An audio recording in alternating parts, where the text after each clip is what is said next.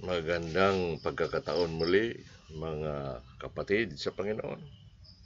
Narito na naman tayo sa pangangaral ng salita. At ating inaasahan na ang salita ng biyaya ay tunay nga na maging biyaya muli sa atin upang tayo palakasin, upang tayo'y pakainin, upang tayo'y turuan, upang tayo'y pagpalain at bigyan muli ng mga bagay na nararapat para sa atin. Tayo muna ay dadako sa panalangin. Ama naming Diyos, ang makapangyarihang Panginoon, kami ay ipapakumbaba sa inyo, lalapit sa inyo sa pagkakataong ito upang hingin ang inyong pagbasbas, ang inyong gabay, ang inyong kapangyarihan na sa pamamagitan ng inyong salita, ikaw ay mangusap sa amin, ikaw ay magsasalita sa amin, ikaw ay lalapit sa amin, ikaw ay sasama sa amin, kayo ay magturo sa amin at ay pagkaloob nyo sa amin ang pag-unawa sa mga bagay ng aming pakinggan upang tunay nga na maging maayos ang inyong kalooban na darating sa aming puso at kaluluwa. Dalangin namin ito sa pangalan ni Kristo Jesus. Amen. Narito na tayo mga kapatid sa pangatlong linggo ng Enero. Ang bilis ng takbo ng panahon at naway ang Diyos ay patuloy na gagabay sa atin sa ating buhay. Sa nakaraang pag-aaral, sinimulan natin ang pagbabalik-aral sa Ebanghelyo. Napakahalaga ang Ebanghelyo sa lahat ng aral sa Biblia. Sapagkat ang Ebanghelyo ay siyang paraan na tayo mabuhay. Ang Ebanghelyo ay siyang paraan upang tayo susunod. Ang Ebanghelyo ay siyang paraan upang tayo magpatuloy. Kaya bigyan nating pansin ng maigi at mas malalim itong Ebanghelyo. Pinag-aralan natin ang mga katotohanan tungkol sa kapangyarihan at galaw ng Ebanghelyo. Ang Ebanghelyo na makapangyarihan ayon kay Pablo sa Roma 1:16 ay hindi na ikinahihiya. Bakit? Sinabi niya, ito ang kapangyarihan ng Diyos sa ikaliligtas ng bawat sumampalataya. At nung si Pablo'y sumulat sa Roma, binanggit niya una sa lahat na siya'y tinawag, siya isang apostol, hiniwalay para sa Ebanghelyo. Anumang gawain na siya ay kailangan gagawa, yan ang Ebanghelyo. Siya tinawag ayon sa biyaya ng Diyos, sa biyaya ng Ebanghelyo para sa lahat ng mga tinawag o pinili ng Diyos. Kaya pag-aralan natin itong kapangyarihan at galaw ng Ebanghelyo. Tayo tumungo na sa dalawang hakbang. Sa unang mensahe ay tinalakay natin ang una ng Ebanghelyo. Unang katotohanan ay ang Ebanghelyo ay siyang kapangyarihan ng Diyos sa kaligtasan ng lahat ng sumampalataya. Anong ibig sabihin nito? Ng Ebanghelyo ay siyang kapangyarihan. Ating binigyan ng paghahayag na ang Ebanghelyong ito ay siyang kapangyarihan sa lahat ng sumampalataya. Kapangyarihan ito, una, na nagsilang sa atin mula sa kamatayan. Bagong kapanganakan. Pangalawa, kapangyarihan ito na tumalo sa kasamaan at paglaganap ng kasalanan. Kung walang Ebanghelyo, nananatili tayo sa kasalanan. Ngunit tinalo, ginapi, nagapi ang kasalanan at kasamaan dahil sa biyaya ng Ebanghelyo. Kapangyarihan na nagtuturo sa pamumuhay na matuwid sa pamamagitan ng katuwiran ng Diyos. Ang Ebanghelyo nung tinanggap ng bawat sumampalataya ay pinagkaloob ang katuwiran ng Diyos.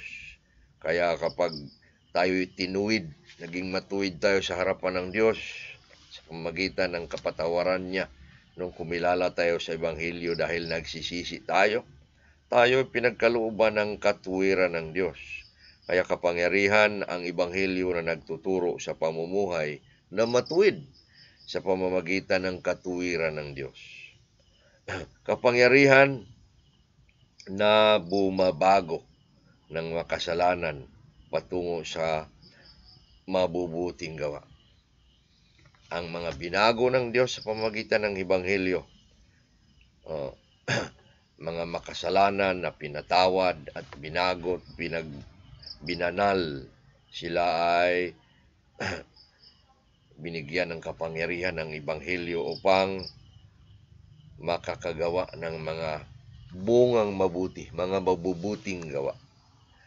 Kapangyarihan din na nag-iingat sa ating minanang kaligtasan, ang kaligtasan na pamana, ang kaligtasan na ating tinanggap na walang hanggang buhay, ay sa pamamagitan ng Ebanghelyo, ay ang pamanang ito ay iingatan niya, maging atin. Pangalawa, pinag-aralan natin noong nakalipas na Biyernes, tinawag tayo sa pamamagitan at kapangyarihan ng Ebanghelyo upang sumunod sa pananampalataya. Naulit-ulit na natin yan. Sana'y naunawaan niyo ng tawag. Itong pangalawang katotohanan, tinawag tayo sa pamamagitan ng kapangyarihan ng Ebanghelyo upang sumunod sa pananampalataya. Ang Ebanghelyong sinabi ni Pablo ay kanyang gawain ay isang tawag sa lahat ng tao upang sumampalataya. At sa kanilang pagsampalataya sila ay sumunod sa pananampalataya. Ang kasalanan ay dahilan na sumunod tayo sa dyablo. Ngayon tayo ay dalhin sa Diyos. Sumunod tayo sa Kanya at ang kapangyarihan ng Ebanghelyo ang gumawa nito. At ang kapangyarihan ng Ebanghelyong yan ay dahilan sa Kanyang katotohanan. Ito ay makatotohanan, sabi ng 1 Tesalonica 2:13, at ito ay salita ng Diyos. Dalawang ito nagsasabi na makapangyarihan ng Ebanghelyo dahil ito'y katotohanan. Hindi ito'y gawa-gawa, hindi ito'y sabi-sabi. Ito'y makatotohanan.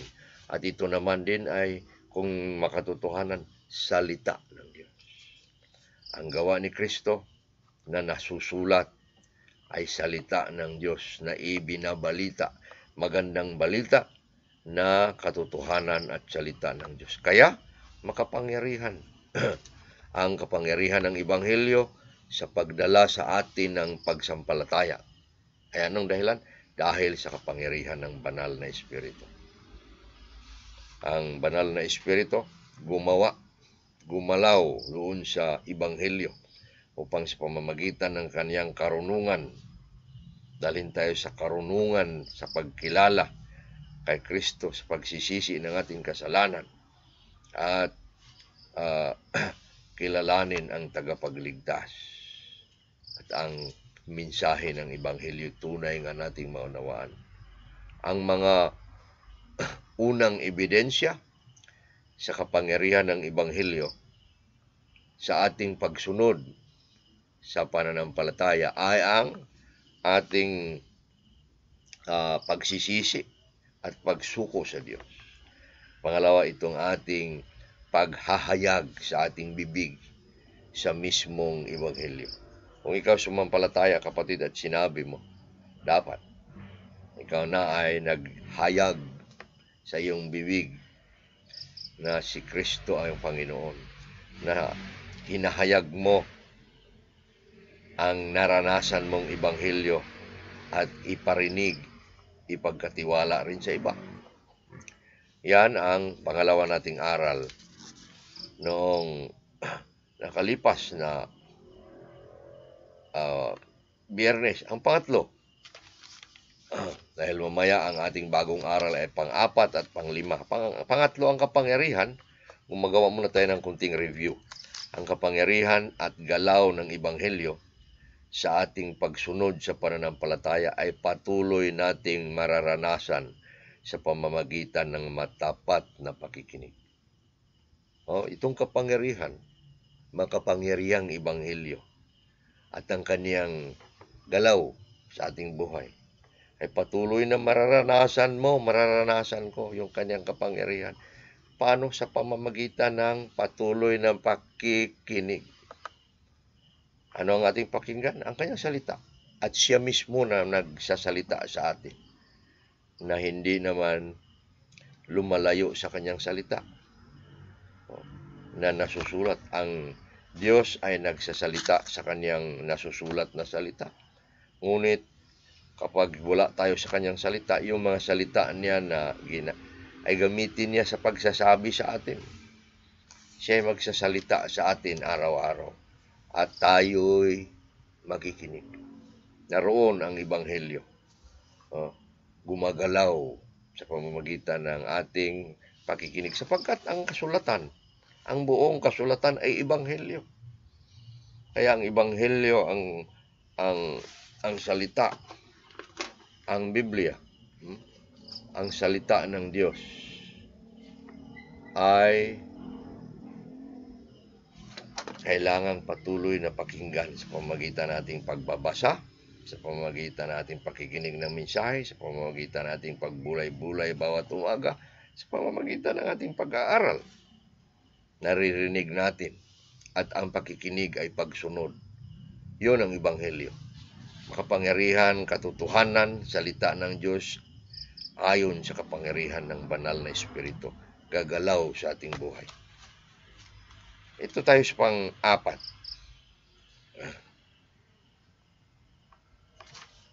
Ang kapangyarihan, ang pagkilala. Tingnan natin. Ang pagkilala sa kapangyarihan at galaw ng Ebanghelyo ay siyang dahilan upang tanggihan at itakwil ang lahat ng pagtitiwala sa laman. Ulitin natin, pang-apat na katotohanan, ang pagkilala sa kapangyarihan at galaw ng Ebanghelyo ay siyang dahilan upang tanggihan at itakwil ang lahat ng pagtitiwala sa laman.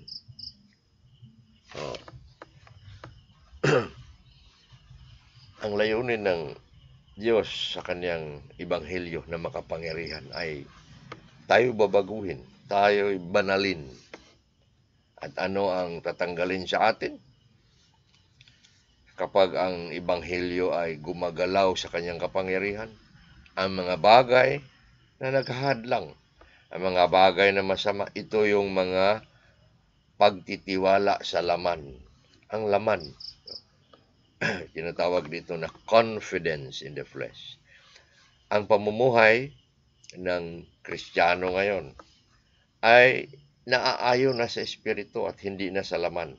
Sinabi ni Pablo sa Roma 8 na kapag tayo sumampalataya na sa Kanya, tayo nagsisimula ng gumalaw, gumawa, namumuhay ayon sa Espiritu. Kaya yun ang tinatawag ni Pablo sa Roma 8:2 na batas. Isang batas ng buhay sa Espiritu. The law of the Spirit of life. Ang batas ng Espiritu sa ng buhay. The law of the Spirit, batas ng Espiritu ng buhay. Siya na ngayon ang ating batas. Siya na nananahan sa atin. Nakatira sa atin. Siya yung ating sinasabing seal, na tayo'y pag-aari ng Diyos. Siya nananahan sa atin. Siya yung marka. Siya yung silyo na sa pamamagitan niya ang ating buhay ay naaayon na sa kaniyang gabay at kapangyarihan. Kaya ang pamumuhay sa laman ay hindi lang na hindi siya ayon sa pananampalataya. Ito naman ay labag at laban sa pananampalataya. Hindi siya ayon sa pananampalataya. Ito ay labag at laban sa buhay pananampalataya. Yan ang mismo binanggit ni Pablo sa kanyang sulat. Bakit ba kasi sinabi niyang laban at labag sa pananampalataya ang pamumuhay sa laman? Tingnan natin ang sinabi ni Pablo sa Roma 8. Sa Roma 8:6 at 7. Ito ang sinabi ni Pablo. Sapagkat ang maging makalaman na pag-iisip ay kamatayan, subalit ang maging maka-espiritual ay buhay at kapayapaan.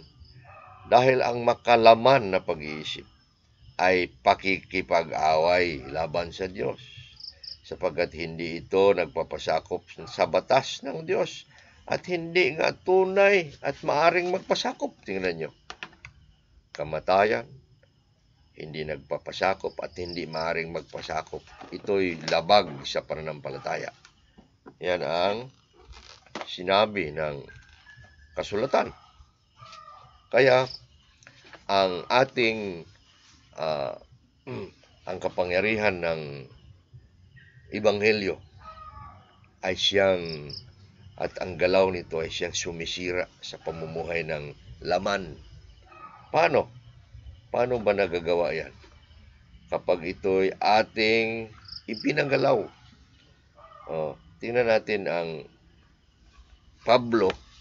si Pablo na nagbilang ng kanyang pamumuhay sa laman. Siya namumuhay sa laman ng matagal. At tingnan natin paano siya namuhay ayon sa kaniyang sinabi. Tingnan natin ang Pilipos Kapitulo 3. Kapitulo 3 ng Pilipos, mga kapatid. Si Pablo ay nagbilang ng kaniyang mga pagtitiwala sa laman. Una, sinabi niya, siya ay mula sa pagtutuli. He is of the circumcision. Pangalawa, siya ay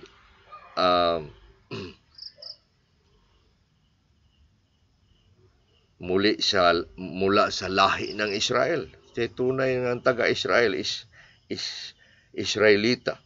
Pangatlo, sabi niya, mula sa angkan ni Benjamin. Magandang angkan. Kasi ang mga angkan na Benjamin ay malalakas at matitibay. Sabi niya sa pangapat, isang Hebreos na ipinanganak ng mga Hebreo. Hebrew of Hebrews. Patungkol sa batas, sabi niya, ako'y isang Pariseo. Tingnan mo, hindi siya basta-bastang Hudyo. Pariseo siya. Sa ating panahon, siya isang magaling na mambabatas. Patungkol sa sigasig, ay pinag-uusig ang iglesia. Masigasig siya. Kinalaban niya ang kalaban ng kanyang pananampalataya. At noong siya ay hindi pa sa Diyos, inalaban niya ang mga bagay tungkol sa Diyos. Kaya ito ay tinatawag ni Pablo na mga pagtitiwala sa laman. Anong nangyari sa kanyang pagtitiwala sa laman? Sabi niya sa 7, subalit anumang mga bagay na nangaging pakinabang sa akin ay binilang ko ng pagkalugi. Ang mga iyon dahil kay Kristo. Dahil kay Kristo. Dahil sa Ebanghelyo ni Kristo. Si Kristo man ang Ebanghelyo. Ang gawa ni Kristo na tinanggap ni Pablo sa Ebanghelyo ay siyang dahilan na itinakwil, itinapon, tinanggihanan ni Pablo ang lahat ng mga pakinabang, pagtitiwala sa laman. Ganon katindi. At ipinagpalit niya ang, tingnan niyo sa 8, walang alinlangan, ibinilang kong pagkalugi lamang ang lahat ng mga bagay dahil sa kagalingan, tingnan niyo, ng pagkakilala kay Kristo na aking Panginoon, na dahil sa Kanya ay nagtiis ako sa pagkalugi sa lahat ng mga bagay. Ang pagtitiwala sa laman, yan ay tinatawag na pakinabang. Titiwala tayo sa mga bagay tungkol sa laman. At yun ay sinabi niyang pakinabang. Ngunit ginawa niyang kalugihan. Lugi na ako. Tinapon ko na. Ang gusto kong makamtan. Anong sabi niya makamtan niya? Ito. Na kalugihan sa lahat ng bagay at ibinilang nga na dumi lamang ang mga iyon upang aking makamit si Kristo at matagpuan nawa ako sa Kanya. Na magkaroon ng matuwid na pamumuhay sa pamamagitan ng pananampalataya. Yan si Pablo. Binilang ang kanyang mga pagtitiwala sa laman at tinatawag niyang mga kagalingan sa laman. Mga pakinabang sa laman. Tinapon niya upang makamtan ang pinakamagaling sa lahat. Mas magaling kaysa anumang bagay ng laman ang pagkilala kay Kristo. The excellency of knowing. Tinatawag niya ni excellent. Pinakamagaling na kaalaman patungkol kay Kristo. Lahat ng bagay na makamundo, makalaman, wala na. Talo doon sa pagkilala sa pinakamahalagang bagay tungkol kay Kristo. Yan ang Ebanghelyo. Ang Ebanghelyo ng dahilan niyang tinanggap sa kaniyang pagtitiwala doon sa kaniyang pagkilala nito sa unang panahon. Ay siya ring dahilan na itanggihan niya ang lahat ng bagay sa laman. Ano ba ang mga bagay na maaari nating tanggihan sa ating buhay sa laman? Ano ba ang mga bagay na makalaman na maaari nating itatapon din? Maaring ikaw ay masabi mong magaling akong mag-aral, magaling ako sa school, first honor ako, cum laude ako. O maaaring masabi mong malakas akong tao, magaling ang katawan ko. Di ba? Pagtitiwala sa laman. Siya akong atleta, magaling akong tumakbo, magaling ang aking braso. Ako isang malakas na tao, bihira akong magkakasakit.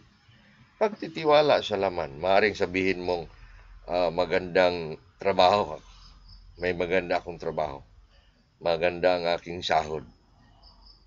Ako isang engineer. Sabihin mo, ako isang doktor. Ako isang nurse. Mga kagaya ni Pablo. Ganon. Siya isang parisiyo.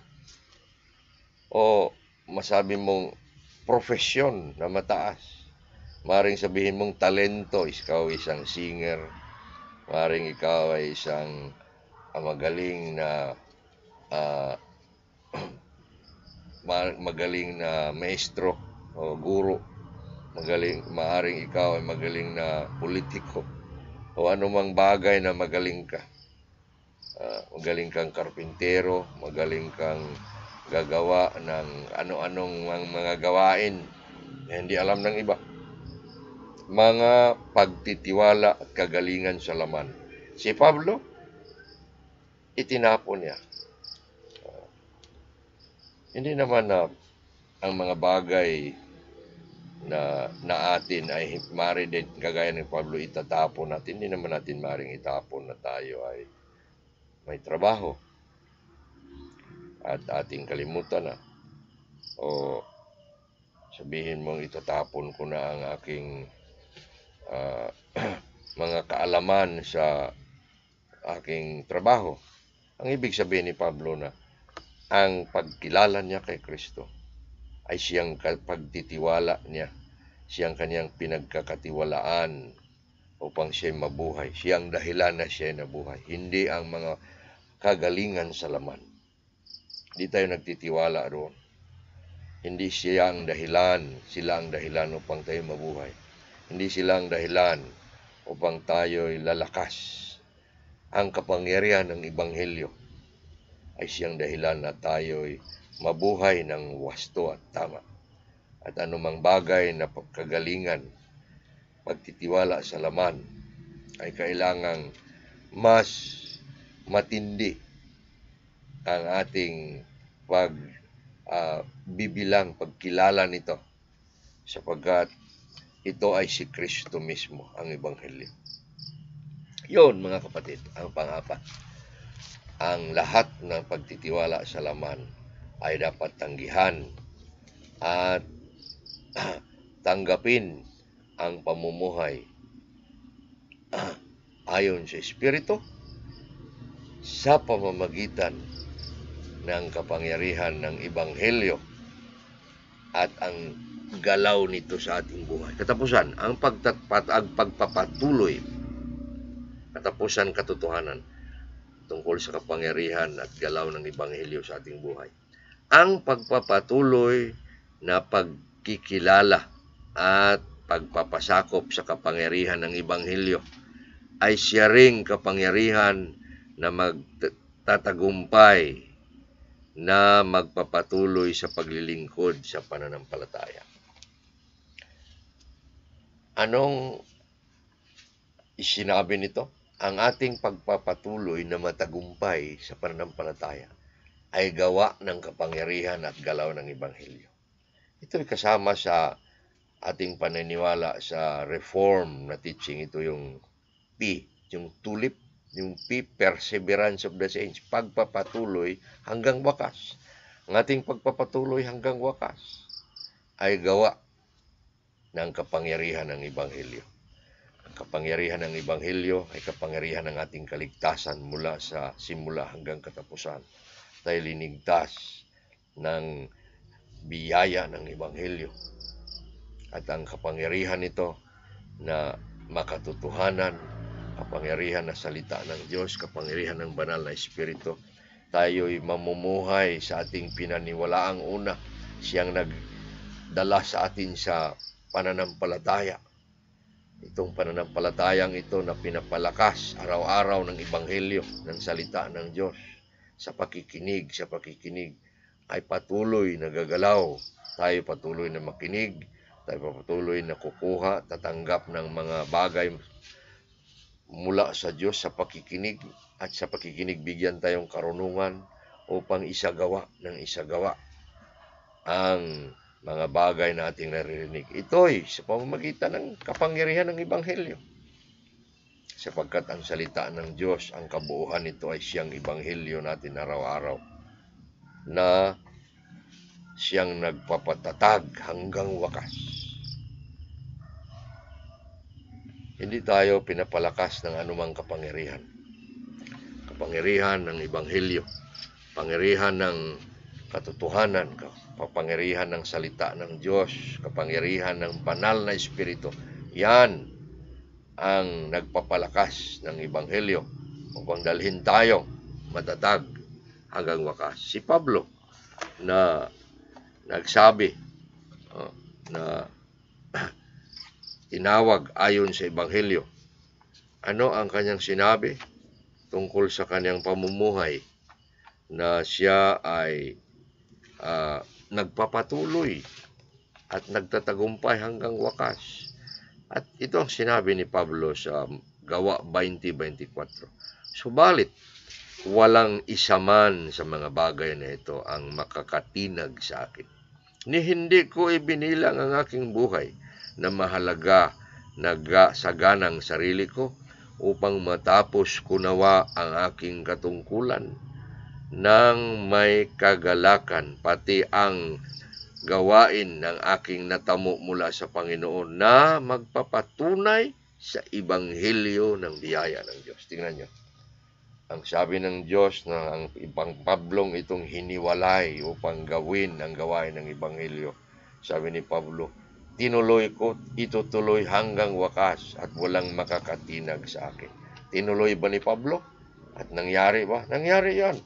Sinabi niya sa Gawa 20:24, ay sinabi rin niya sa pangalawang Timoteo 4:7, 2 Timothy 4:7, ito sabi ni Pablo, nakikipaglaban ako ng isang pakikipaglabang mabuti. Natapos ko na ang aking takbuhin. Natapos na niya. Iningatan ko ang pananampalataya. Yan. Yan ang Pablo. Nakikipaglaban ng magalandang pakikipaglaban. Natapos na niya ang kaniyang takbuhin, ang ibanghelyong kaniyang dalhin upang ipangaral. Natapos na niya. Iningatan niya ang kanyang pananampalataya. Ang paglakad niya, ang pagsunod niya sa pananampalataya sa pamagitan ng pakikinig sa salita ng Diyos sa Ebanghelyo. Unang narinig niya noong siya ay naligtas.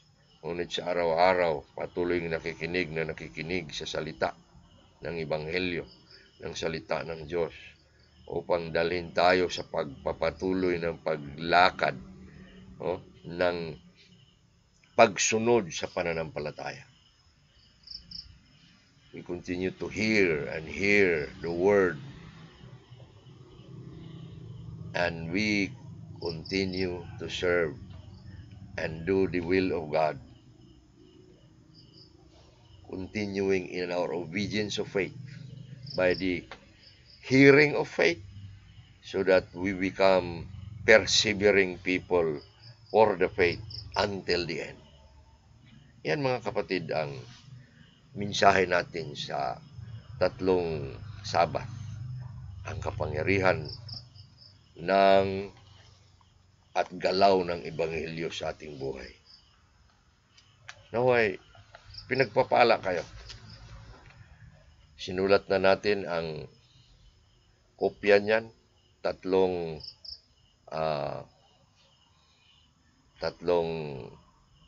Sabat natin natapos. Naway, pag-aralan ninyo muli, paano ba gumalaw ang kapangyarihan ng Ebanghelyo sa ating buhay hanggang sa katapusan. Naway, ang Ebanghelyo, tunay ninyong naunawaan at tinanggap, at kayo sinabing sumunod sa pagsampalataya nito at sa pagtuloy nating pakikinig sa Kanya nung Ebanghelyo natin araw-araw tayo susunod sa pananampalataya hanggang katapusan. Ito ang galaw at kapangyarihan ng Ebanghelyo sa ating buhay. Tayo manalangin. Purihin ka, Ama naming Diyos, sa inyong mga salita, sa inyong kapangyarihan ng inyong Ebanghelyo.